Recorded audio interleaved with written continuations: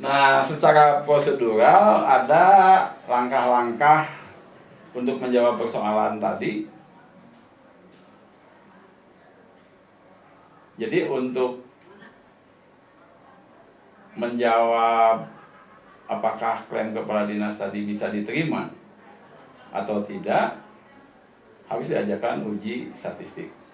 Lebih lengkapnya lagi, uji hipotesis. Nah, ini kebetulan bahwa yang dibandingkannya itu rata-rata sampel yaitu 83 dengan rata-rata populasi yang besarnya 80. Maka ini dikatakan namanya itu uji hipotesis min tunggal. Jadi ini uji min tunggal namanya kalau kita membandingkan rata-ratanya. Nah, untuk menguji klaim diterima tidaknya klaim kepala dinas tadi, maka ditempuh langkah-langkah uji statistik sebagai berikut. Nah, yang pertama,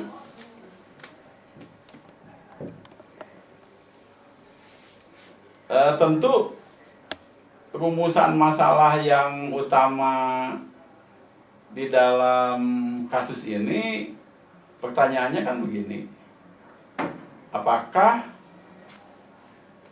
jadi Anda boleh tulis, apakah skor tes para siswa kelas 9,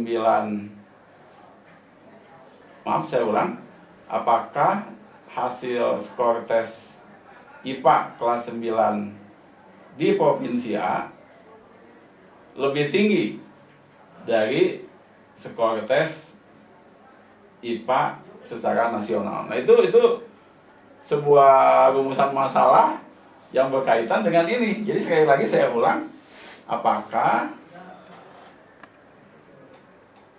skor tes IPA kelas 9 di Provinsi A lebih tinggi dari skor tes IPA secara nasional. Kenapa lebih tinggi? Karena di dalam kasus tadi kepala dinas itu mengklaim lebih tinggi. Jadi rumusannya di sana ada kata-kata yang sesuai dengan yang diklaim oleh kepala sekolah tadi. Nah, itu dicatat saja itu. Nah, kemudian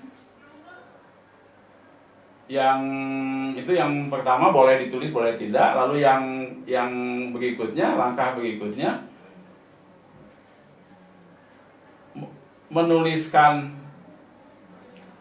klaim kepala dinas tadi sebagai jawaban untuk rumusan masalah itu sebagai hipotesis. Nah, oleh karenanya langkah pertamanya itu menulis hipotesis kerja. Yang lebih terkenal lagi hipotesis penelitian itu. Jadi kita sebut aja hipotesis kerja. Hipotesis kerja yang sesuai dengan klaim tadi sebagai berikut. Jadi klaimnya itu yang tadi itu. Jadi skor tes IPA kelas 9 di Provinsi A lebih tinggi dari skor tes IPA di nasional, secara nasional. Nah, itu klaim itu ya, klaim kepala dinas tadi dinyatakan sebagai hipotesis.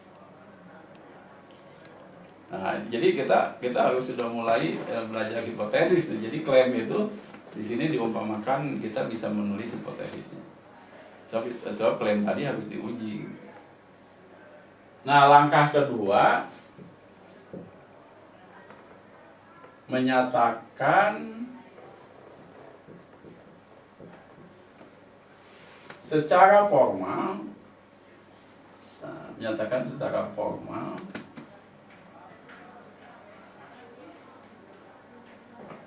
hipotesis statistik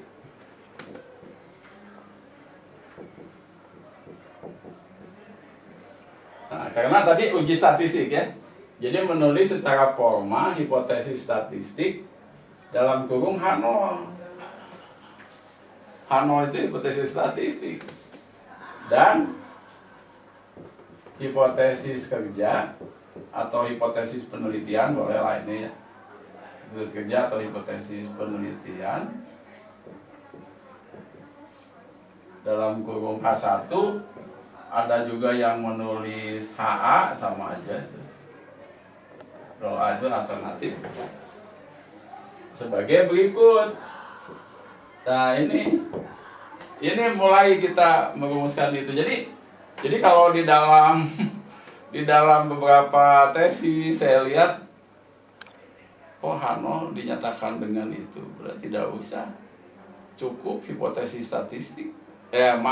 Cukup hipotesis penelitian yang ditulis itu di sini. Nah, bentuk formal dari hipotesis statistik dan hipotesis kerjanya sebagai berikut. Nah, lalu data yang kita miliki itu kan di sini parameternya rata-rata kan gitu. Maka untuk selanjutnya kita akan mengadakan uji rata-rata. Nah, ini H0-nya itu karena rata-rata kan, rata-rata populasinya berapa tadi? 80 kan. Nah, hipotesis statistik itu ditulis sebagai mu X sama dengan 80. Nah, kemudian tadi kan hipotesis yang saya tulis di langkah pertama kan bahwa skor tes dengan parameternya rata-rata tadi kan. Skor tes IPA kelas 9, siswa kelas 9 di provinsinya lebih tinggi dari skor tes IPA secara nasional. Nah, hipotesis statistik itu munculnya di sini, ini titik 2 nih. Nah, ini tadi kan mengatakan kepala dinas tadi lebih tinggi dari nasional. Nah, ini tanda ini tuh di sini digunakan. Nah, ini bentuk formal atau secara formal hipotesis statistik dan hipotesis penelitian. Nah, itu jadi ini sampai sini tuh ini harus dipahami betul ya dalam menulis secara formal hipotesis statistik dan hipotesis penelitian. Nah, ini min tunggal itu tandanya gini ya, jadi membandingkan itu. Nah, kemudian di dalam statistika, karena ini berkaitan dengan rata-rata, dan kita akan menentukan kalau nasional itu 80, 83 yang diperoleh dari hasil survei itu menyimpang ke kanan sedikit. Nah, ini apakah kalau seperti itu kita bisa mengatakan bahwa itu lebih tinggi dari nasional? Nah, itu belum, karena kita harus mengujinya secara statistik karena ini berkaitan dengan sampel. Nah, lalu langkah berikutnya apa yang harus dilakukan? Jadi kalau X bar itu berkaitan dengan padanannya itu dengan nilai Z. Nah, maka di sini untuk menguji rata-rata seperti ini, kita harus melihat apa yang diketahui tadi. Nah, di dalam soal ini, di dalam kasus ini, sigma X itu apa tuh? Nah, itu kan simpangan baku populasi. Nah, karena simpangan baku populasi itu diketahui, maka untuk menguji hipotesis nol dari hipotesis yang digunakan oleh peneliti tadi, maka digunakan uji Z. Jadi itu perlu dicatat bahwa untuk menguji ini, alasan itu karena simpangan baku populasi diketahui, maka digunakan uji Z. Nah, yang disebut uji Z itu rumusnya kita sudah kenal sejak perkuliahan ketiga yang lalu. Jadi makanya saya katakan itu akan dipakai terus. Nah, jadi di sini kita bolehlah itu dalam catatan aja. Karena simpangan baku populasi diketahui, maka kita akan gunakan uji jet. Nah, oleh karenanya langkah yang ketiga itu, jadi itu alasan ya. Boleh mau dicatat, boleh mau tidak boleh. Jadi karena bolehlah kita catat aja ya, karena tapi ini sebenarnya bukan langkah sih, hanya catatan ya. Nggak usah, ini nggak usah di sebagai langkah ya.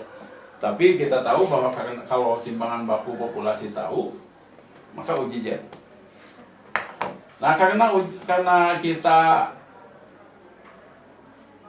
harus menggunakan uji jet, jelas kita harus menghitung jet untuk posisi baik yang di populasi ataupun yang di sampel. Nah, tentu jet yang dicari di sini itu jet yang berkaitan dengan rata-rata dari sampel itu.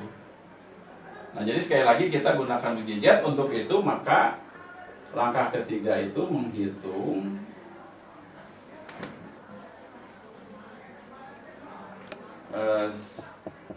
skor jet,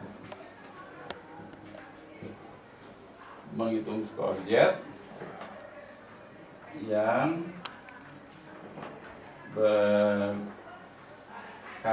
atau bersesuaian, yang berkaitan dengan ini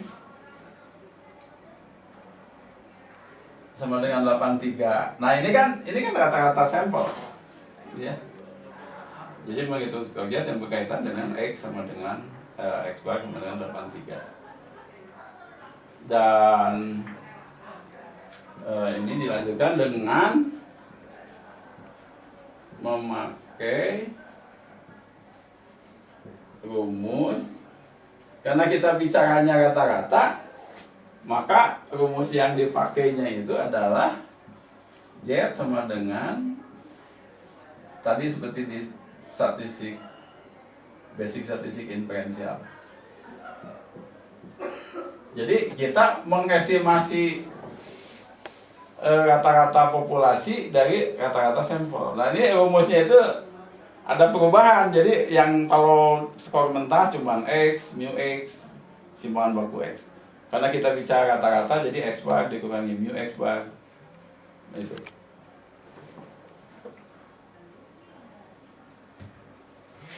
Nah, dengan demikian kita akan peroleh. Nah, ini menghitung skor jet dengan menggunakan ini, maka diperoleh jet hitung namanya. Nah, kita tulis saja, jadi kita lanjut ke sini. Maka diperoleh, kita beri tanda aja ini jet hitung biar nggak ketukar. Tadi X barnya 83, mu X nya 80. Jangan lupa, tadi saya udah katakan bahwa ini itu sama dengan simpangan baku populasi dibagi akar N. Nah, makanya itu jangan lupa tuh. Jadi dengan demikian simpangan baku X bar itu simpangan baku populasi tadi berapa? 20 dibagi akar 100. Maka diperoleh 3/2, karena ini bagi 10, jadi 1,5. Nah, itu jet hitung namanya. Nah, kemudian mau diapakan jet hitung ini? Jet hitung ini dibandingkan dengan jet kritis yang diambil dari tabel jet. Nah, jadi tentu dengan lebih dulu menentukan apa yang namanya level of signifikan atau tingkat kepercayaan yang biasanya disebut alfa. Jadi untuk menentukan nilai jet kritis itu kita harus tentukan dulu alfa. Jadi nanti klaimnya kepala dinas itu diterima atau ditolaknya itu pada alfa berapa, pada derajat pada level of signifikansi berapa.